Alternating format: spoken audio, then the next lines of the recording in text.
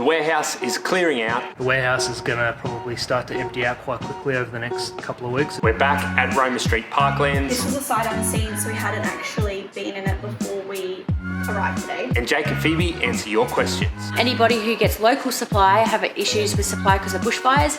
Anybody who imports are having issues obviously because of coronavirus. This is Foxy TV, episode 68. Let's figure it out. 4 in it now. 3 in a car, 1 in a truck.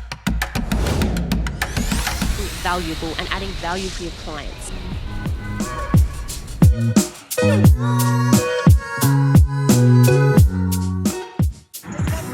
What's on today, Jake? 2 installs today. So Yeah. both getting loaded on now. I think one's a partial and the other one looks like it's a full job. So. Whereabouts, you know? Wishart, which is not too far away from here, and then Audley, so a little bit of travel. As Jake just mentioned, the first install was at Wishart. Here's some photos.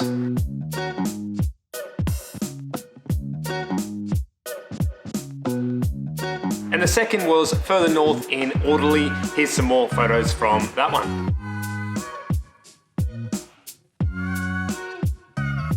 It was then time to get a bit of an update from Jake on the numbers. Okay, Jake, Monday, give us a bit of an update. What's things looking like for the week ahead? We've got a pretty good week in terms of installs. We've got 6 at the moment confirmed. Probably another 1 or 2 that are potential, so it could end up being quite a full week. 2 today, so good start. For the month of June, we're still, these, the target numbers here are all pre-coronavirus, so the fact that we're kind of getting close-ish to what we were expecting beforehand is a good sign that things are picking up again quite quickly.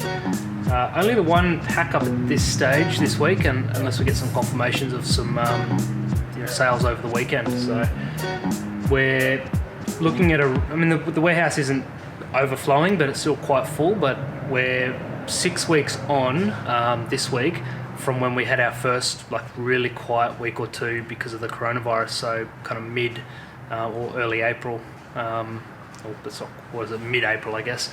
So what that means is, because we had a few quiet weeks install wise, now we're going to have a few quiet weeks of pack-ups, so the warehouse is going to probably start to empty out quite quickly over the next couple of weeks. We've only got about 4 pack-ups due this week and next week, so we'll have to kind of see how we can manage it all.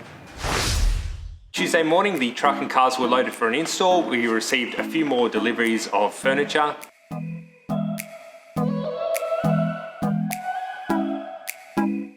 And then we headed to Yeronga for a team breakfast.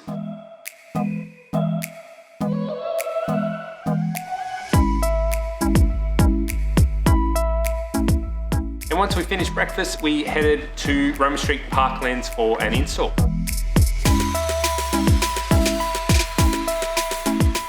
What a lovely view for today's install, Jake. Where are we?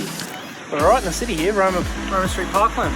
And we're doing 2 installs or 1? Just the one it's today, one. yeah. One apartment. We've been here a few times, haven't we? Wait, which building are we doing? We're doing building 4. We've done one of these ones. installs in all of these.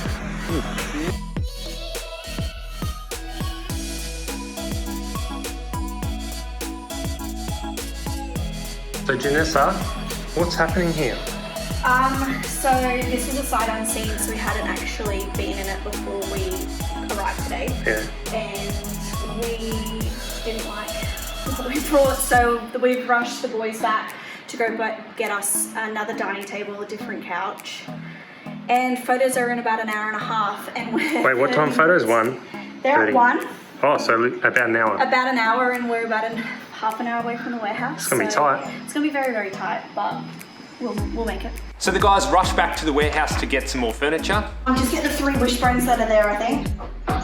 3 wishbones. Elbows? Elbows, that's what I meant. Elbows.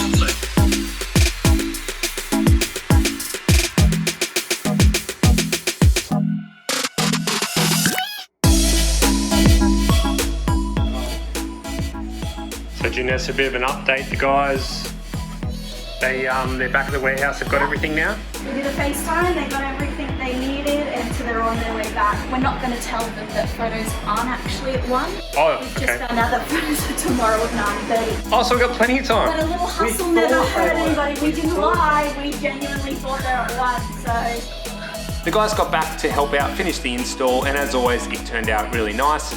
Let's move on to Wednesday. Wednesday the team had one pack up and a small removal job.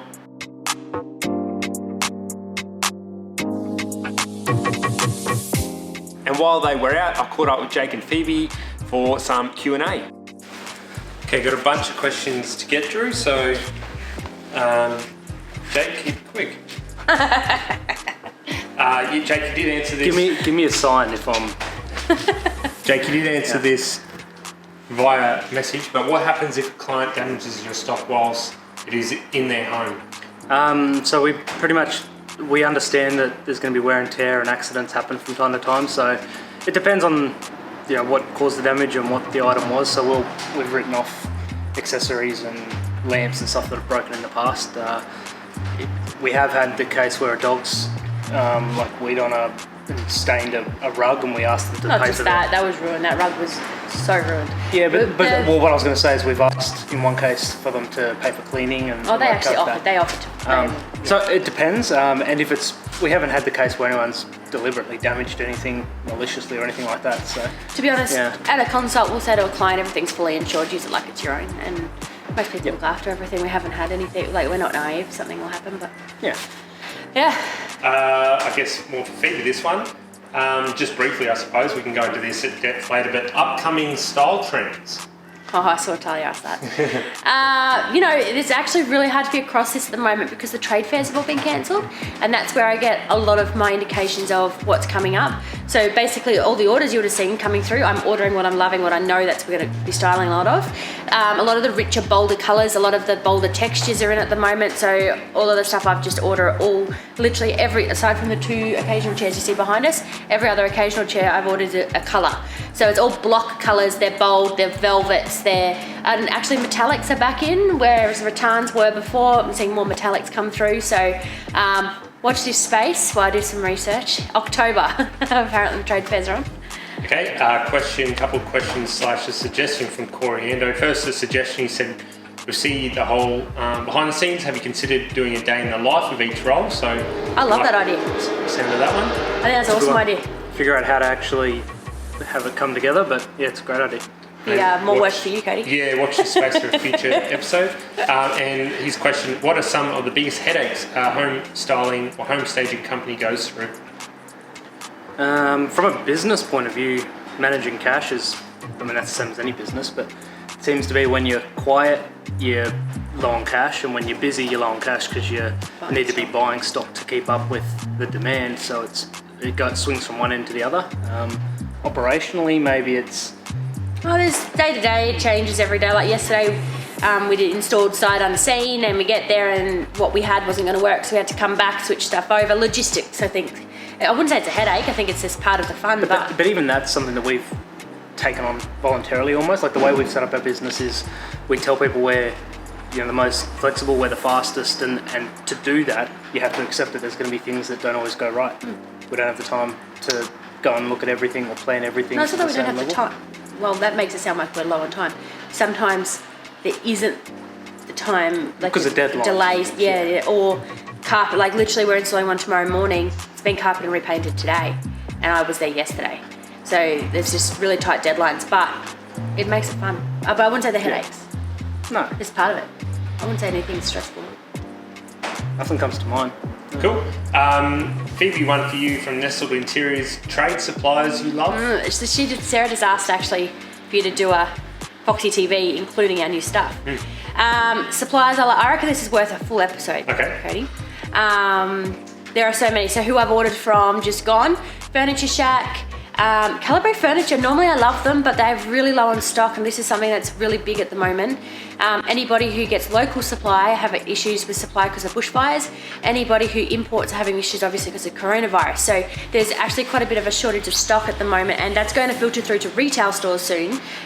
Speaking to people, like you go to Adairs at the moment, they've got empty shelves. Freedom are having to get their stock from other suppliers that they normally use, so they're not using their standard ones anymore. So I've been experimenting a little bit. I've got some cafe lighting on living pieces, which I've never had before, and I love. and Mocha, which we get most of our entertainment units and desks from. Temple and Webster have come up with the goods and the rugs again. $189 for their rugs at the moment, which is amazing. For all of the Miller range and Hudson range, all things like that. Watch this space, I reckon, because I think that's worthy of an entire episode. Cool. Cam says, let the boys do an Instagram takeover, they're hilarious. I'll agree to half of that. Cam being one of the boys. Well, I'm away tomorrow, so maybe there's a chance. They actually, the other day, we're at an install, and they were telling me I should be doing Q&As. Oh. And I should just do an hour. Well, that's all it needs. It just needs to be impromptu. Just do a Q&A. There you go. Yeah. And this is our last question for the segment from Kim, Home Styling. How to get a career in home staging? What credentials do you need, or what do you look for? Credentials, you don't. There's nothing that's a requirement. For us, even hiring a stylist, Well, in general, a credential doesn't give you a foot there's up no the spice. degrees or anything that you have to have. It's probably more to do with your interests, your passions. Understanding of business. Well, it depends. I was going to say, if you want to start in this industry, I would probably, we didn't do it this way, I'd recommend working for somebody else first.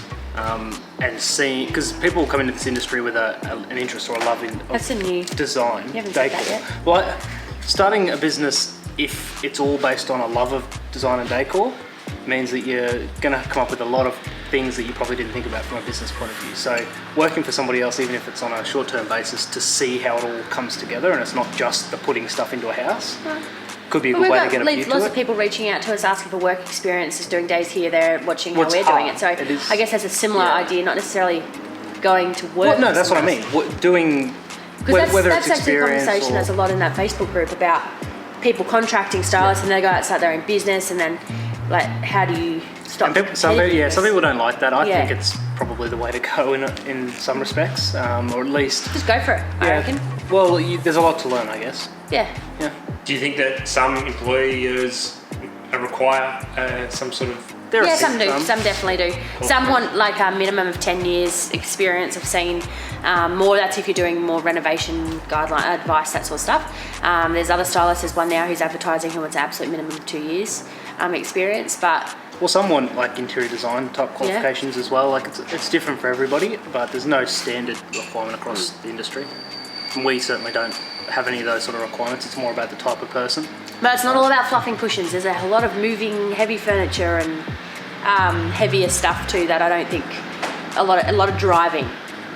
I think the biggest most thing, people realise. we're getting off the questions that you've asked, but the biggest thing that probably is a surprise for people we found when we've talked to, or, interviewed or hired people, is the pace that it goes. It's for you us. don't. Yeah, for us, that might be different for other businesses, but you don't have the time to sit down and plan everything. Probably with days for each job that you think you do, you're constantly moving and it's very fast paced. Okay, thanks guys. Cool. Thursday I had the day off, so no footage. The team had an install in Wellington Point and a pack up. And then today, Friday, here's Russ explaining on Instagram stories what we have on. Trouble already, mate. Trouble already, bit of confusion going on. What's on today, Russ? One install, one pack up today, mate. Heading over to 8 Mile Plains now for the install to meet Phoebe. And then we've got a pack up this afternoon at midday up at Belmont. Yep. And we've got to go pick up some furniture at Freedom in between. Pick up some new racking for the warehouse. Oh, really? And assembling a whole heap of furniture that Phoebe has purchased for us. Nice one. And that's where we'll leave things for this week's episode. Thanks so much for watching. Have a great weekend and we'll see you next week.